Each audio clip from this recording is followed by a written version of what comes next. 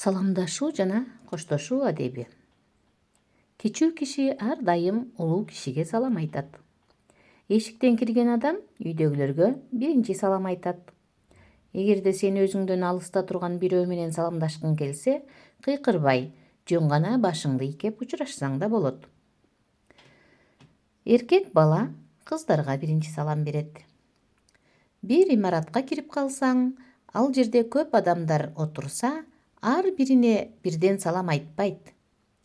Баарына бир гана саламатсыздарбы деп айтуу ылайык келет. Саламдашуу аркылуу адамдар бири-бирине тынчтык, жакшылык, эсендик каалашат. Аталарыбыз кантип учурашкан?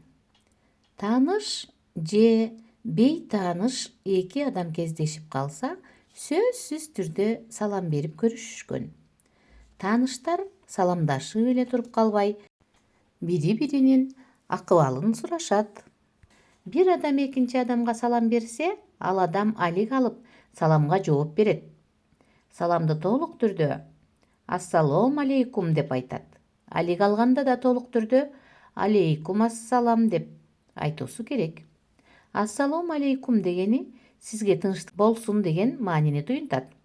Ал эми алик алгандагы айткан жообу сизге да тынчтык болсун дегенди туюнтат. Демек, саламдашуу адамдар бири-бирине тынчтык болсун деп жакшы ниетти билдирүү экен.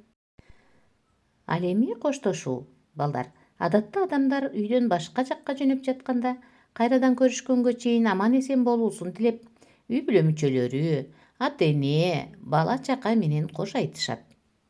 Кайра качан келер убактысын айтып, куру бекер күтүп, санаага түшпөөсүн каалайт. Ден соолукта болуп, маанайлары жарык туруусун, иштеринин ийгилигин, үйдө тынччылык болуусун тилейт. Ар дайым балдар бир жерден тарап жатканда, урушкансып унчукпай кетип калуу болбойт. Сөзсүз түрдө жакшы маанайда коштошуу керек.